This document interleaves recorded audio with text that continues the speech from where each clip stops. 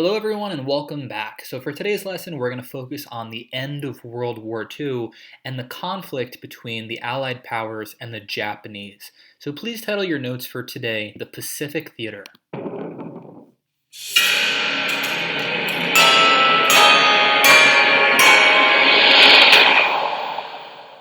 So, today's lesson will mark the conclusion of this chapter. Where we left off, we discussed the end of Nazi Germany and the defeat of the Axis powers in Europe. Now, the Allies are going to focus on winning the Pacific and taking out the Japanese. So, this is a geopolitical map of the Asian Pacific Islands where most of this conflict is really going to be taking place. You may not have known that there were so many imperial interests in this region or that there were so many islands in this region. This really showcases how imperialism really flooded throughout Asia as well as Africa, as you learned in class. The different colors denote the regions that are owned by different countries. So you can see like India is controlled by Great Britain, they're a jewel in the crown. You can see Japan is obviously expanded. They have Manchuria, which they renamed Manchukuo. They take this entire side of China after the rape of Nanking and their invasion there. The Netherlands has imperial interests. The United States has Hawaii and the Philippines. So there are a lot of different nations that have their hands in the Pacific. The Japanese are now trying to take over these regions to expand their empire, acquire more resources, and acquire more power. That's why they attacked Pearl Harbor in Hawaii, to prevent the United States from really getting involved in their conquest. Following the European theater and the defeat of Hitler and Nazi Germany, the United States militarily is now going to transition into taking on Japan, the nation that actually drew them into the war and the nation they probably hold the biggest grudge against. This propaganda poster titled Jap, You're Next, We'll Finish the Job, is intending to rally the United States in a total warfare-like maneuver to really get the public behind the idea that this is the final stretch of the conflict. This is the Pacific War Council. You can see President Roosevelt there in the middle. Before the war comes to an end, President Roosevelt does die in office. He succumbs to polio, an illness that he had been dealing with for several years. He actually serves the most terms of any U.S. president, 4 consecutive terms. After his presidency, an amendment will actually be added that will limit presidential terms to 2. But he is going to serve for a very long time. After he dies, his vice president, Harry Truman, is going to come into office and be the one who's really in charge at the end of World War II. So just to kind of look back and recall where we left off in terms of Pearl Harbor, it was attacked in December of 1941. In the months following, Japan sets its sights on a lot of island colonies and territories and nations in the Southeast Pacific that they're trying to pick up to expand their empire. Specifically, they invade the Philippines, a US territory, and they invade Singapore, a British territory. Here you can see the Japanese taking over the Philippines, taking prisoners of war. Those are U.S. soldiers in the middle, and the same thing here. When leaving, General Douglas MacArthur vowed that he shall return to liberate those men, and you'll see that by the end of the lesson, that's exactly what happens. You'll learn a lot more about the Philippines in United States History 2, and maybe a little bit at the end of United States History 1, when you explore imperialism in the context of the United States. Because the US is going to pick up a lot of different regions like Guam and Puerto Rico and Hawaii and the Philippines in their conquest to expand their nation. So after taking the Philippines, the Japanese set their sights on a port strategically very important. It's called Port Moresby, and you'll see that it's right here, located between Japan and Australia. Militarily, the Japanese are going to be trying to lure the Allied powers into a two-front war, basically forcing them to fight both from Australia as well as Japan to kind of divide them up. So control of this port located between the two strategically was extremely important. The battle is actually going to take place in Coral Sea. And just to go back to the map for a second, you can see that this is the Coral Sea here, named for its famous coral reefs. This is actually the first air-sea battle in history, the first battle that's fought entirely in the air over the ocean. There, of course, have been many sea battles. We've talked about many this year. But this one, with the use of aircraft carriers, basically the soldiers are able to fight the entire battle over the ocean. It's a massive Allied victory. They're able to protect Port Moresby, and they halt the Japanese's advance toward Australia. The next important turning point is called the Battle of Midway, named for the island where it's predominantly going to be taking place. You'll notice that in terms of like strategy, it's located between Japan and Hawaii. So in terms of like symbolism, it's literally where these two sides are going to meet to see who's stronger and who can surpass the other. So this is what I want you to get down for the Battle of Midway. Again, it's taking place halfway between North America, the United States, and Asia, Japan. And it's going to be one of the most significant turning points in the Pacific. Think of almost like no man's land during World War I, where you have both sides trying to overtake no man's land strategically to gain the advantage on the other. The Battle of Midway is sort of like that. They're trying to gain the advantage inside of the Pacific Ocean. Ultimately, the US bombs 4 Japanese aircraft carriers, and in terms of casualties, it's very clear to see that this is another Allied victory. The United States loses 300 men, while the Japanese lose 2,000 men. It's important to note too, and we'll come back to this later on, but the Japanese are also going to implement a strategy called kamikaze pilots. Basically, this involves suicide bombers, pilots who fly their planes into enemy targets, killing themselves, but causing a lot of damage in the meantime. So you'll see that in a lot of these battles, the number of Japanese casualties is especially high. The US does have new technology for fighting on the seas specifically. This is actually an anti-bomb type device where basically you throw up these umbrella explosives and they prevent the bombs from landing on your aircraft carriers. So the Allied powers are going to implement what's called the leapfrogging campaign, also sometimes called the island hopping campaign. And you'll see that the gist of this really is that you're going to try to jump from island to island on your path toward Japan and the Japanese Empire. So what I want to get down for this is going to be orchestrated by the U.S. General Douglas MacArthur. Again, you'll learn about him a little bit more when we cover Vietnam, and you'll learn about him in much more detail in United States history too. But again, the strategy is to really take these not very well defended islands in the Pacific and then just creep closer and closer to Japan until you're actually able to invade the mainland. Okay. On the way, they're trying to liberate the colonies, the territories that the Japanese have previously taken, such as the Philippines, which you'll see that they're successful in doing. So you don't have to write this down, but another important battle is called the Battle of Guadalcanal. After the Battle of Midway, the Japanese focus on the Solomon Islands as another really important strategic point. It's really important as a shipping region for the Allies, so the Japanese are thinking that if they can cut off their shipping abilities in the Pacific, that it will significantly hurt them. In August of 1942, 16,000 U.S. Marines land on the island, and you'll see that they're largely successful here as well. This is where Guadalcanal is, so this is the Solomon Islands over here on the left. If you zoom all the way in on the Solomon Islands, this is the smaller island of Guadalcanal. And again, you can see it on this map here. So I do want you to write down this one bullet point because it's going to become important going forward.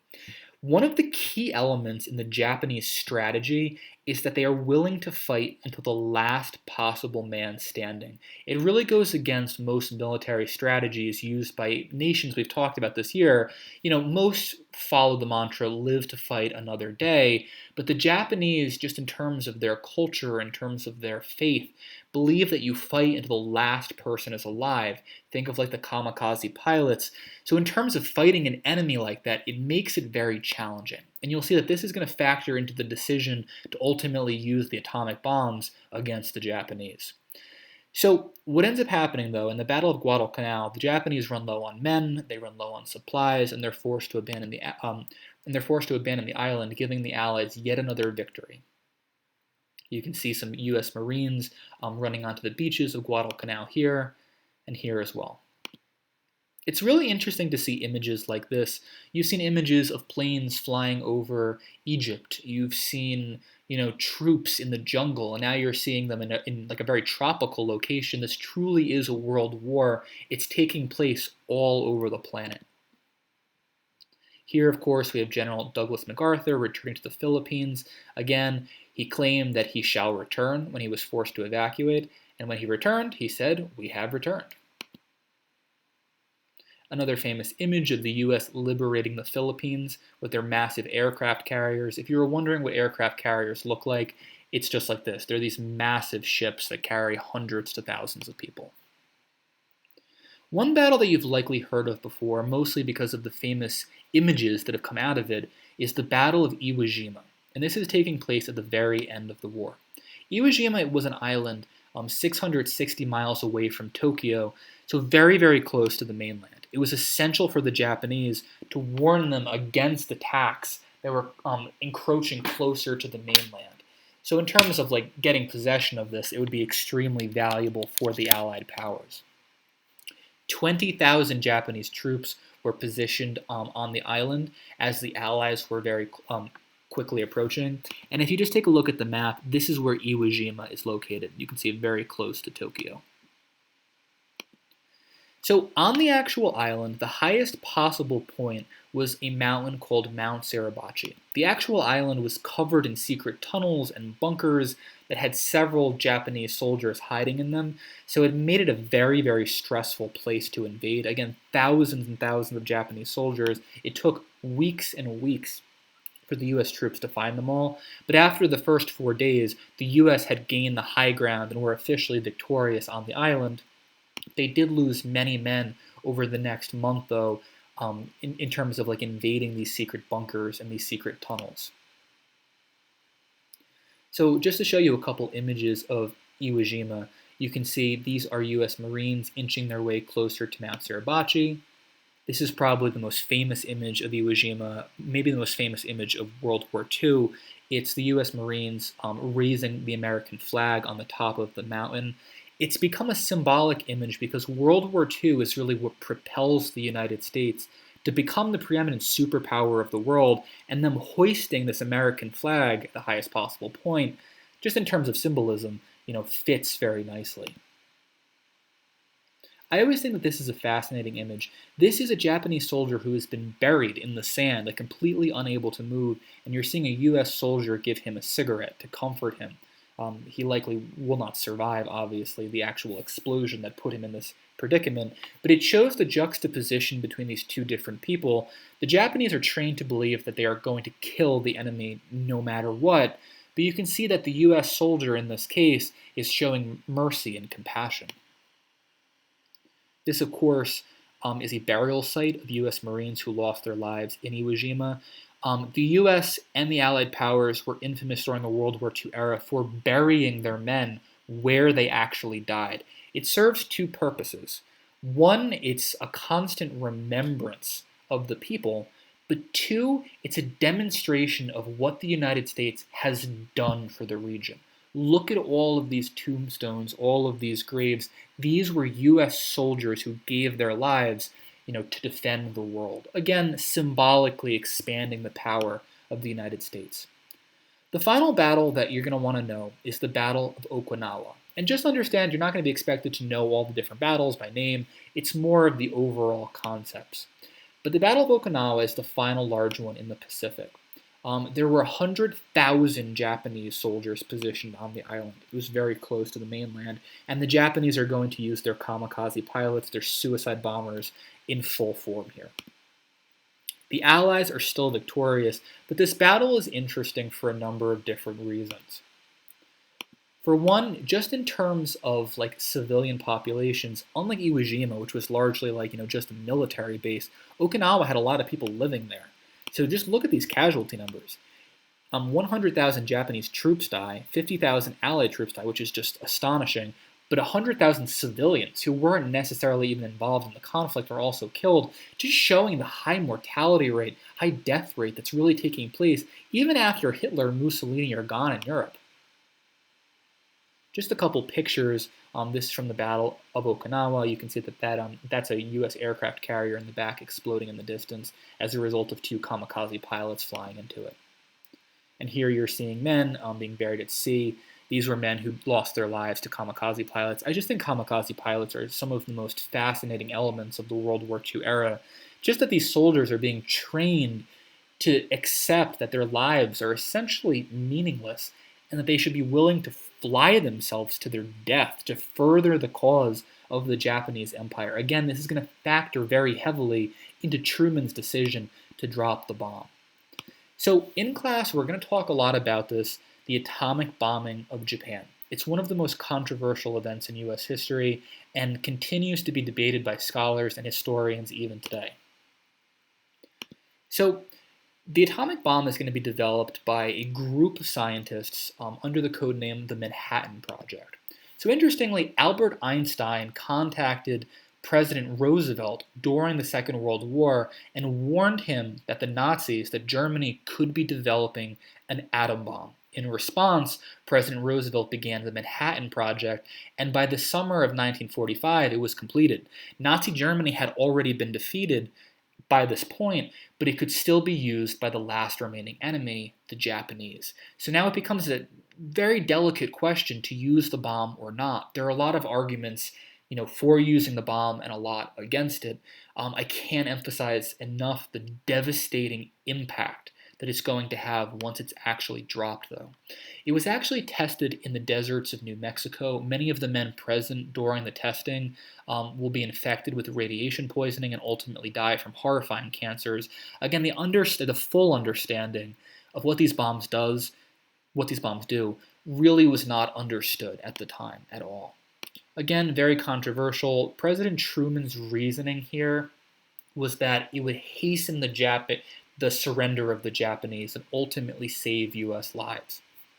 He was looking at the Japanese battle strategy, their battle tactics, fighting into the last possible man, and reasoning that an actual ground invasion of mainland Japan could be absolutely disastrous.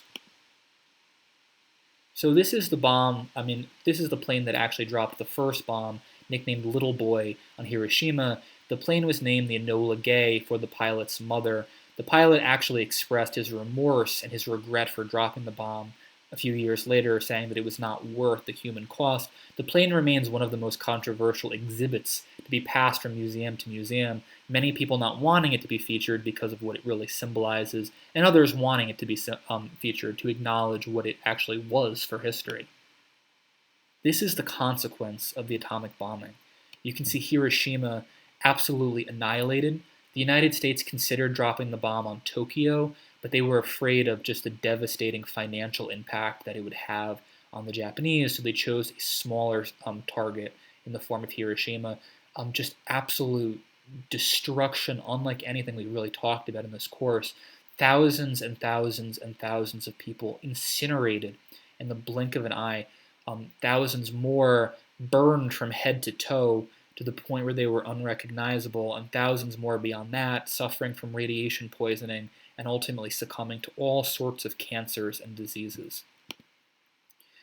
Just to show you the actual impact of the blast, you can see in the image on the right, this is the city completely flattened by the actual bomb that was dropped on it. All of the actual buildings and civilians and everything in its path completely just obliterated. The Japanese did not surrender unconditionally after Hiroshima, so a second bomb was used. The second bomb was codenamed Fat Man, and it was dropped on Nagasaki. So a second target where thousands more were obliterated. And the United States said that they would continue to bomb Japan until they surrendered unconditionally, which they ultimately did. And just to show you Ground Zero for Nagasaki, a very similar and eerie image, just to show how everything is just completely gone. Hundreds of thousands of lives just completely ended in a moment. A very strange juxtaposition to go from looking at Japan to looking at the United States at the end of the war, and it really demonstrates how it's a lot easier to make a decision when you're really not seeing it firsthand. These are jubilant Americans celebrating the end of World War II, the end of all of the carnage and destruction, while the Japanese are left spending the next several decades recovering from the bombs. And here you're seeing the formal surrender of the Japanese, General Douglas MacArthur ultimately signing it. So this is going to wrap us up for World War II. One important takeaway, and something that we'll consider as we debate the atomic bomb, many historians believe that the bomb was not dropped as a necessity to force Japan's surrender, but as a warning to the Soviet Union. an emerging potential enemy for the United States, a communist enemy that was seeming more and more likely to be, competing with the United States in the future. Many believe that the U.S. used the bomb basically as a scare tactic to push the Soviet Union down, to demonstrate to them that the United States was the preeminent superpower of the world, and that's really where we'll pick up in the next chapter.